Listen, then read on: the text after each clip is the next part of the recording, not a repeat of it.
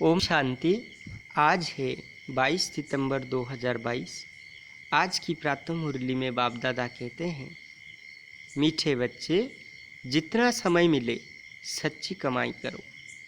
चलते फिरते कर्म करते बाप की याद में रहना ही सच्ची कमाई का आधार है। इसमें कोई तकलीफ नहीं। यानी हर पल भगवान को याद में रखकर मन में स्मरण कर कर्म करते रहिए, क्योंकि समय तो ऐसे नहीं मिलेगा। कर्ममय जीवन में, कर्ममय संसार में ऐसे समय नहीं मिलेगा जो हम सिर्फ बैठकर भगवान को याद करें या लेटकर भगवान को याद करें। नहीं, हमको कर्म करना है, क्योंकि जब तक ये शरीर रूपी रथ है तब तक हमें पुरुषार्थ करना है। यानी कर्म के साथ साथ योगयुक्त होना है। जैसे भी समय, जैसे भी परिस्थिति आए, उस परिस्थिति के अनुसार हमें अपने कर्म को योगयुक्त कर्म बनाना है। यानी इसको कर्म योग कहा जाता है। इसलिए गीता में कहा गया है, योग कर्मेषु कौशलम। योग क्या? कर्म का सबसे जो कुशल तरीका होता है। यानी एक कर्म के साथ साथ भगवान की याद में रहना। तो जो भी कम समय मिलता है, जो भी चलते फिरते उठते बैठते तुम कर्म करते हो, उसके साथ मन तो कुछ ना कुछ चिंता करता ही रहता है। तो उस समय पर चिंतन ना करके, नेगेटिव थिंकिंग ना करके प्रभु चिंतन करना है। प्रश्न है, जिन बच्चों में ज्ञान की पराकाष्ठा होगी उनकी निशानी सुनाओ। जिन बच्चों के अंदर ज्ञान की पराकाष्ठा होगी, यानी वो लोग जो बच्चे ज्ञानी होंगे, बाबा के दिल की दुलारे होंगे, उनकी पराकाष्ठा सुनाओ।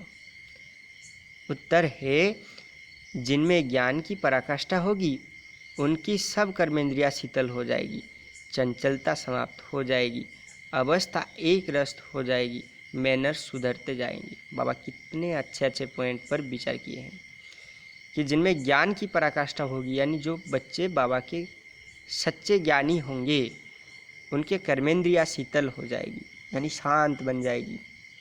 किसी भी प्रकार का उत्तेजना, उन्मादना, ये सब नहीं रहेगा। चंचलता समाप्त हो जाएगी, एक रस अवस्था हो जाएगी।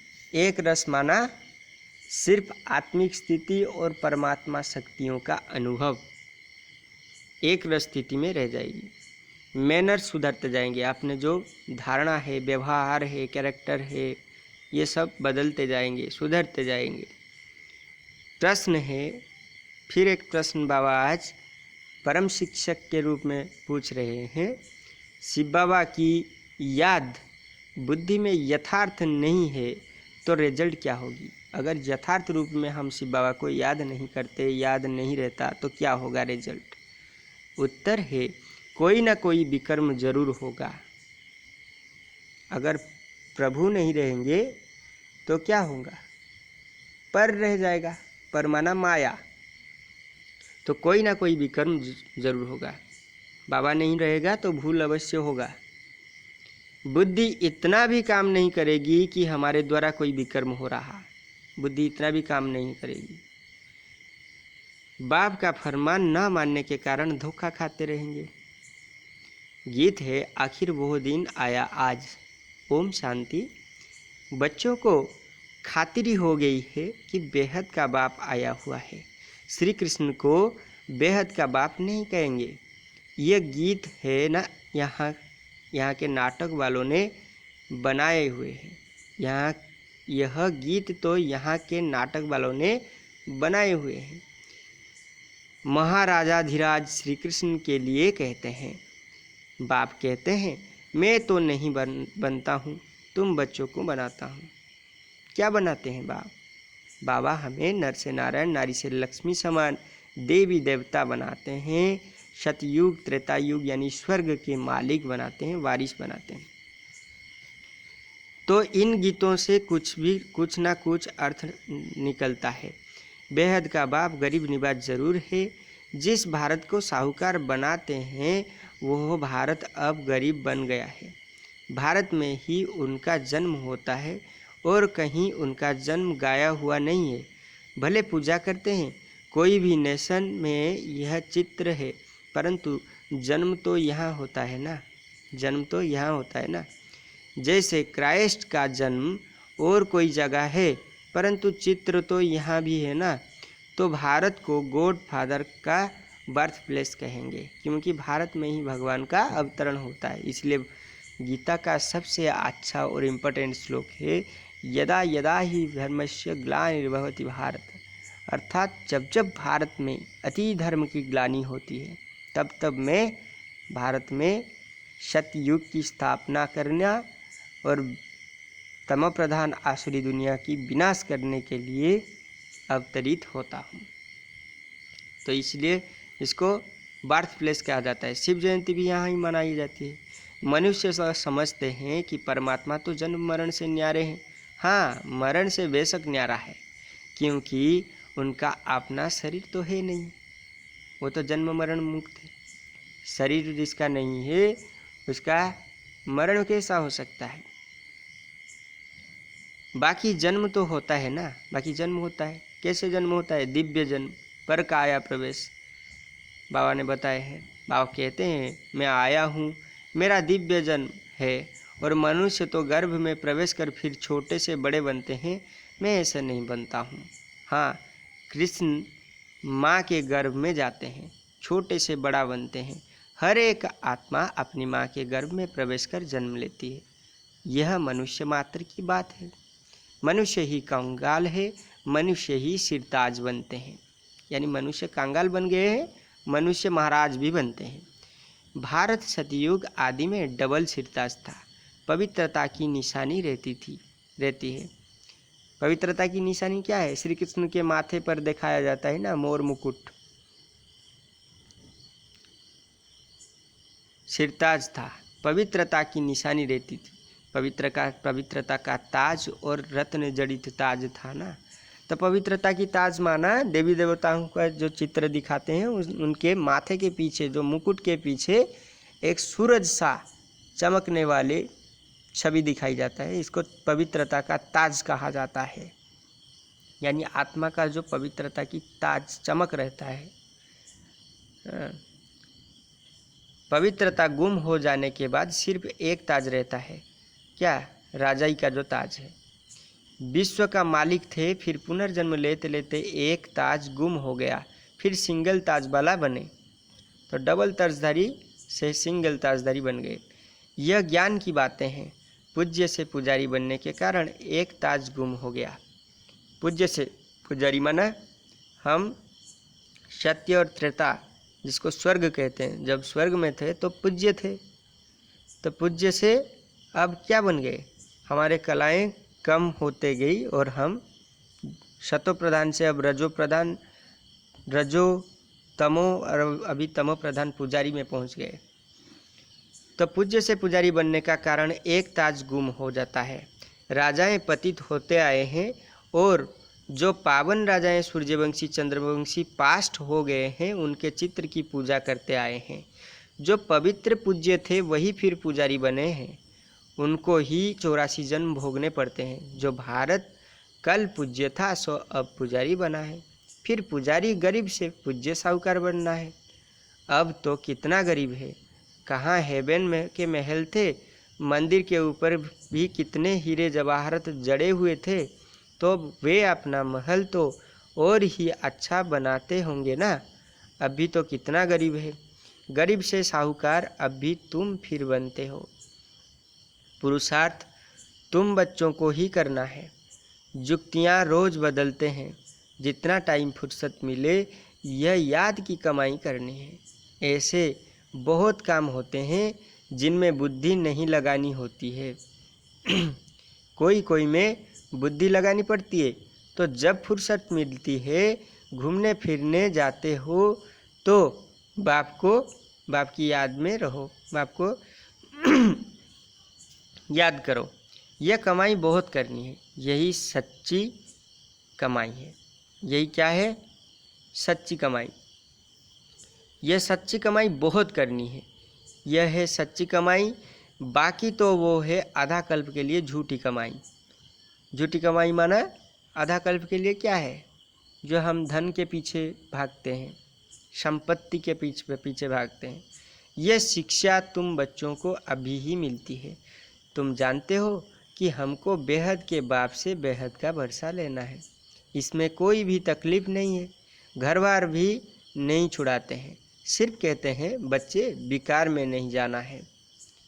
इस पर ही अक्सर करके झगड़ा चलता है और सत्संगों में ऐसे झगड़े थोड़े ही होते हैं। वहाँ तो जो सुनाया वो सत सत कर चले जाते हैं। झगड़ा यहाँ होता है। इस रुद्र ज्ञान यज्ञ में असुरों के विघ्न जरूर पड़ेंगे। अबलाओं पर अत्याचार होते हैं। जैसे द्रौपदी को भी दिखाया है, पुकारा है कि बाबा हमें यह नंगन करते हैं, इनसे बचाओ। बाप की तो शिक्षा है कि कभी भी नंगन नहीं होना है। जब एक रस अवस्था हो जाए तब यह कर्मेंद्रियाँ शीतल हो, तब तक कोई ना कोई चंचलता चलती रहेगी। तब जब तक ज्ञान की पराकाष्ठा हो, बुद्धि में यह ख्याल रहे कि हमको कंपेनियन हो रहना है, यानी बाबा के साथ रहना है। विलायत में बहुत बूढ़े वानप्रस्थी होते हैं, समझते हैं पिछाड़ी में कौन मालिक बनेंगे, बाल बच्चे तो है नहीं, इसीलिए पिछाड़ी में कंपेनियन बना लेते हैं। फिर भी कुछ उनको देकर चले जाते हैं। तुम लोग तो अखबारें पढ़ते नहीं हो। अखबारों में समाचार बहुत आते हैं। तुम बच्चों को कोई वो पढ़ना नहीं है। क्योंकि दुनिया की जो फालतू बातें हैं वो ज़्यादातर सोशल मीडिया में आ जाते हैं। अच्छे बातों भी आता है, लेकिन बुरा जो कहते हैं ना कि बैड न्यूज़ ट्रैवल्स फास्ट, बड़े बड़े अक्षर में छपे जाते हैं। तो बहुत लोग हैं जो सुबह सुबह कॉफ़ी के साथ अखबारों में बिजी रह जाते हैं। तो दिन का शुरुआत अगर नेगेटिव वाइब्रेशन, नेगेटिव न्यूज़ से होगा, सुबह सुबह तो दिमाग खाली रहता है, तो ये सब भर जाएगा, तो सारा दिन भर क्या होगा, जो अच्छी बातें हैं, अच्छे सब चीज़ें हमारे सामने आएगी, ये सब रहने के लिए जगह नहीं रहेगा। यानी पहले से नेगेटिव और वेस्टेज थिंकिंग से हमारे दिमाग, बुद्धि भरपूर रह जाता है। इसीलिए बाबा कहते हैं अखबार जितना हो सके नहीं पढ़ना है। बाबा नहीं पढ़ने को बोल रहे हैं, क्योंकि अभी तम प्रधान आसुरी दुनिया का जो आसुरी खबर, आसुरी जो न्यूज़ होंगे, वो सब ज़्यादा बड़े बड़े अक्षर में फ्रंट पेज यानी बड़े बड़े लेटर में लिखे जाएंगे। तो बाबा कहते हैं ना कि तुम जो कुछ पढ़े हो उसको भूलते जाओ।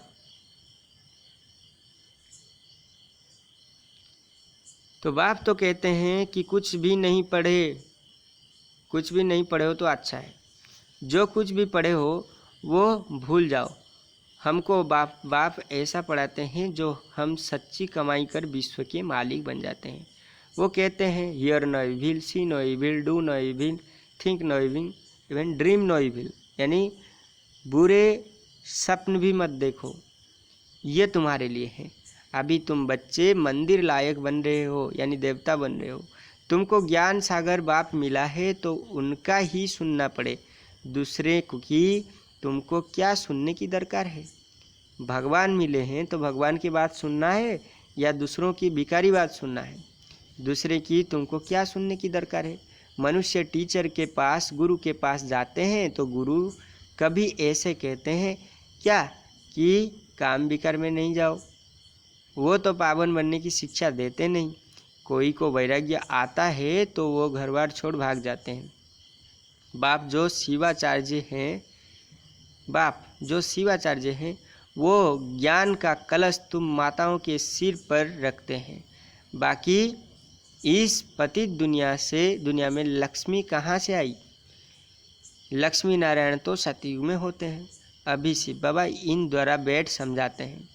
शिवाचार्य वाच ब्रह्मा मुख से, यानी भगवान शिव बाबा किसके मुंह के द्वारा बोल रहे हैं, ब्रह्मा के मुख से। तुम बराबर स्वर्ग के द्वार खोलते हो तो जरूर तुम ही मालिक बनेंगे। स्वर्ग के द्वार खोलते हो गया स्वर्गवासी बनने का पुरुषार्थ करते हो। तुम्हारा पुरुषार्थ ही है नरकवासी मनुष्यों को स्वर्गवासी बनाना। बाप भी यह सेवा करते हैं ना। पतित से पावन बनाना तुम्हारा भी यही धंधा है। जो बाप का धंधा है क्या? बाप का धंधा है क्या? पतितों को पावन बनाना। आत्माओं को स्वर्गवासी बनाओ। स्वर्ग की चाहना तो सब रखते हैं ना, सब चाहते हैं कि स्वर्ग में जाएं, सब स्वर्ग में रहें, स्वर्ग प्राप्त हो। कोई मरता है तो कहते हैं फलाना स्वर्ग पधारा। उनसे पूछना चाहिए कि जब वो स्वर्ग में गया तो फिर नरक में बुलाकर ब्राह्मण आदि क्यों खिलाते हो? फिर तो यह अज्ञान अंधियारा हुआ। तुम यहाँ से सूक्ष्म वतन में ले जाकर खिलाते हो, क्योंकि तुम जानते हो यह पवित्र भोजन है। वो जो मर जाते हैं उनको पवित्र भोजन थोड़े ही मिलता होगा। जो मर जाते हैं उनको पवित्र भोजन थोड़ा ही मिलता होगा। लिखते हैं बाबा फलाने का भोग लगाओ तो उनको पवित्र भोजन मिले। गाया हुआ है देवताएं भी ब्रह्मा भोजन को पसंद करते हैं। बराबर तुम्हारी महफिल सूक्ष्म वतन में लगती है। ऐसे नहीं कि ध्यान कोई अच्छा है, नहीं, योग को ध्यान नहीं कहा जाता है और ध्यान को योग नहीं कहा जाता है। बाप कहते हैं मेरे साथ बुद्धि योग लगाओ तो विकर्म विनाश होंगे। वैकुंठ में जाकर रास विलास करते हैं, वो कोई कमाई नहीं है। तो बाबा कहते हैं योग में क्या होता है? जो राजयोग होता है इसमें आत्मा की जो कनेक्शन परमात्मा के साथ होता है, इससे आत्मा के जन्म जन्मांतर का विकर्म विनाश होता है। लेकिन ध्यान में ऐसे होता नहीं। ध्यान में अपने कोई आराध्य देवी देवताओं को हम हमारे मन की भावनाओं के अनुसार याद करते हैं, यानी उसके स्वरूप को देखने की प्रयास करते हैं, वैसे कुछ किया जाता है। लेकिन योग में, राजयोग में परमात्मा की वास्तव स्वरूप को अपने आत्मिक स्थिति में रहकर याद किया जाता है, जिसमें आत्मा की विकर्म विनाश होती है। तो ये सर्वश्रेष्ठ योग है, इसलिए इसको राजयोग कहा जाता है। वैकुंठ में जाकर रास विलास करते हैं, वो कोई कमाई नहीं है। ध्यान से कोई कमाई होता नहीं। मुरली तो सुन नहीं सकते हैं, तो वो लोग जो लोग जानते नहीं बाबा की सच्ची ज्ञान नहीं है, वो लोग मुरली तो नहीं सुनते। यो भोग आदि तो एक रस्म रिवाज है ड्रामा अनुसार। मनुष्यों की रस्म रिवाज और संगम युगी ब्राह्मणों की रस्म रिवाज में दिन रात का फर्क है। यहाँ से जाकर सूक्ष्म वतन में खिलाते हैं, भोग स्वीकार कराया जाता है ना। इन बातों को जब तक नए समझे नहीं तब तक संशय उड़ता है। हम कहेंगे ड्रामा अनुसार, उसकी तकदीर में नहीं तो संशय पड़ा और चला गया। फिक्र की बात नहीं, इनकी तकदीर में नहीं था। पहली बात भूल जाते हैं कि हमको बाप से स्वर्ग का वर्षा लेना है। कोई बात में संशय बुद्धि बन पड़ते हैं। अरे हमारा काम है वर्षे से, हम पढ़ाई फिर क्यों छोड़े? मुरली तो सुनना है ना, मुरली तो सुनना है ना। निराकार बाप तुमको डायरेक्शन कैसे सुनाएंगे? बाप जो डायरेक्शन देंगे, सुनाएंगे, ज्ञान कैसे सुनाएंगे? उनको मुख जरूर चाहिए। ब्रह्मा मुख से अथवा ब्रह्मा कुमार कुमारियों से सुनना है। इसलिए बाबा गीता में कहा जाता है ना, ममो योनि महत ब्रह्म तस्मिन् गर्भ ददाम्यहम शंभव सर्वभूतानां ततो भवति भारत।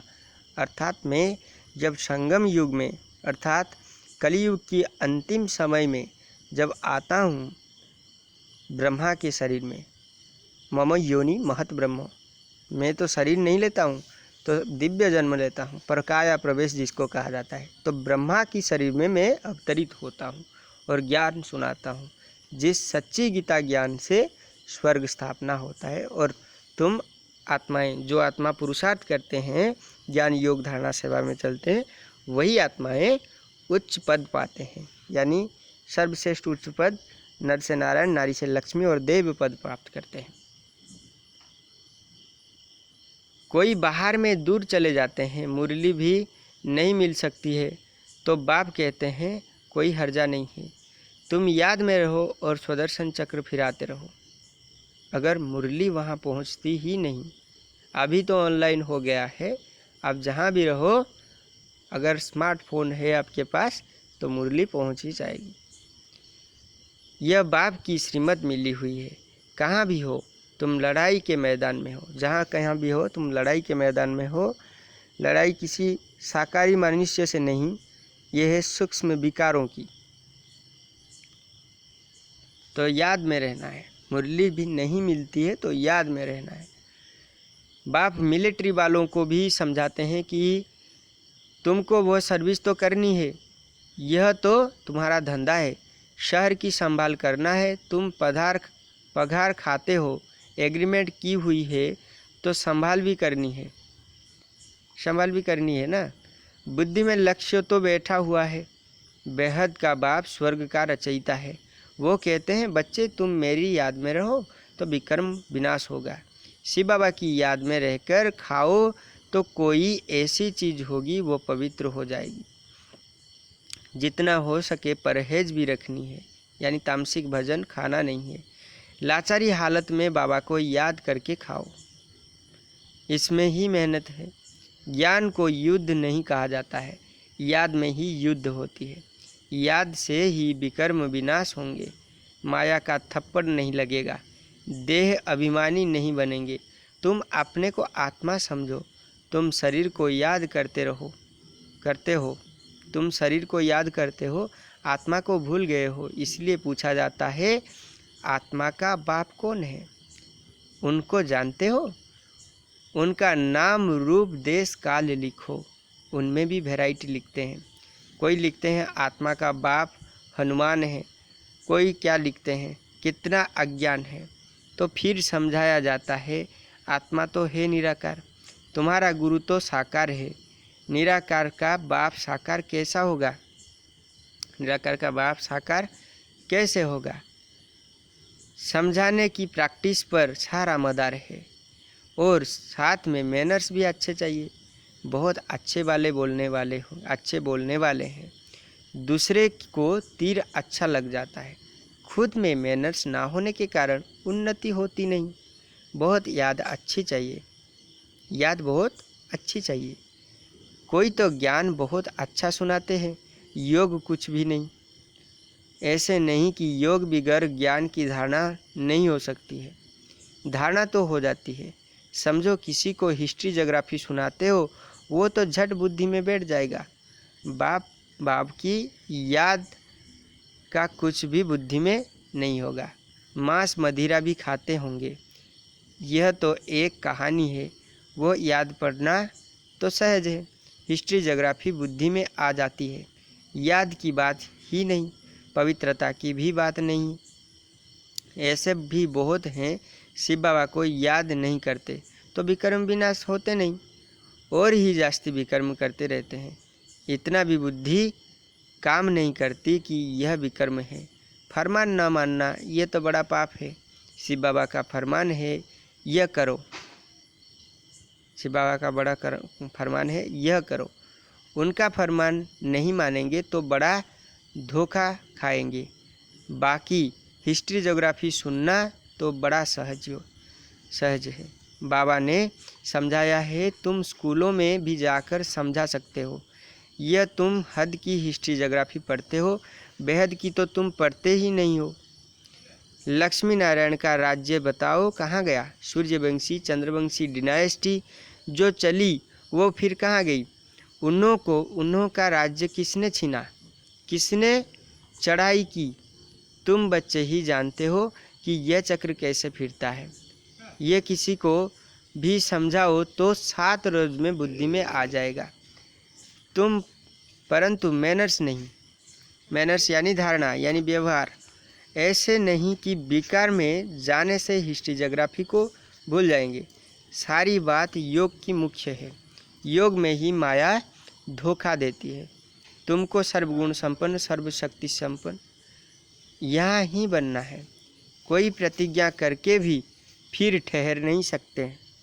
माया बड़ी प्रबल है ना। बाप को पूरा याद नहीं करते हैं तो विकर्म विनाश नहीं होता है, और ही डबल विकर्म करते रहते हैं। उनको पता भी नहीं पड़ता और कहने से भी समझ नहीं सकते। तुम बच्चे जानते हो कि बाप गरीब निवाज है, रहीम दिल है। हम बच्चों को खास और सबके आम समझाते रहते हैं।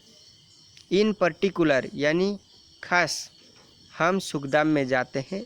सुखधाम माना स्वर्ग। इन जनरल माना आम मुक्तिधाम में जाते हैं। सब मुक्तिधाम में जाते हैं यानी परम धाम। सतयुग में बराबर इन लक्ष्मी नारायण का ही राज्य था। फिर चंद्रवंशी उनके बाद इस्लामी बौद्धि आदि आए हैं, तो वो आदि सनातन धर्म गुम हो गया। बड़ का झाड़ कलकत्ते में जाकर देखो, फाउंडेशन ही नहीं, यानी जो बरगद है कलकत्ते में उसका फाउंडेशन ही नहीं, झाड़ के ऊपर खड़ा है जो कलकत्ते में है। सारा झाड़ खड़ा है। यहाँ भी यह भी ऐसे हैं। अब फिर से स्थापना हो रही है। अच्छा, मीठे मीठे सिकिलत बच्चों प्रति माता पिता बाप दादा का याद प्यार और गुड मॉर्निंग। रूहानी बाप की रूहानी बच्चों को नमस्ते। फिर हम रूहानी बच्चों की रूहानी बाप दादा को भी पद्मा पदम गुना याद प्यार गुड मॉर्निंग और नमस्ते नमस्ते नमस्ते। ओम शांति, ओम शांति, ओम शांति। शुक्रिया बाबा। धारणा के लिए मुख्य सार। पहला पॉइंट है, किसी भी बात में संशय उठाकर पढ़ाई नहीं छोड़ना है। बाप और बच्चे को याद करना है। दूसरी पॉइंट है, एक बाप से ही सुनना है, बाकी जो पढ़ा है वो सब भूल जाना है। Hear no evil, see no evil, talk no evil, यानी बाप से सुनना है, बाप की बात जो श्रीमत है उनको याद रखना है। खराब बात, नेगेटिव बात सुनना नहीं, खराब देखना नहीं, खराब बोलना नहीं, खराब स्वप्न भी नहीं देखना है, क्योंकि हमें देवता बनना है। वरदान है, बाप की छत्र छाया के नीचे रहे, माया की छाया से बचने वाले सदा खुश और बेफिक्र भवो। बाप की छत्र छाया के नीचे रहे, माया की छाया से बचने वाले सदा खुश और बेफिक्र भवो। विस्तार है, माया की छाया से बचने का साधन है बाप की छत्र छाया। छत्र छाया में रहना अर्थात खुश रहना। सब फिक्र बाप को दे दिया। जिनकी खुशी गुम होती है, कमज़ोर हो जाते हैं, उन पर माया की छाया का प्रभाव पड़ ही जाता है, क्योंकि कमज़ोरी माया का आह्वान करती है। अगर स्वप्न में भी माया की छाया पड़ गई है तो परेशान होते रहेंगे, युद्ध करनी पड़ेगी। इसलिए सदा बाप की छत्र छाया में रहो। याद ही छत्र छाया है, यानी बाप की याद ही छत्र छाया है। जब तक हम बाबा की याद में रहेंगे तब तक हमारे विकर्म का विनाश होगा और आत्मिक शक्ति भी, आत्मिक ऊर्जा बढ़ता जाएगा। माया हमें अपने चंगुल में फंसा नहीं सकती। स्लोगन है, जिनका मुरली से प्यार है वही मास्टर मुरलीधर है। यानी बाबा की मुरली से जिसका प्यार है, बाबा के ज्ञान से जिसका प्यार है, वही मास्टर मुरलीधर बन जाता है। ओम शांति।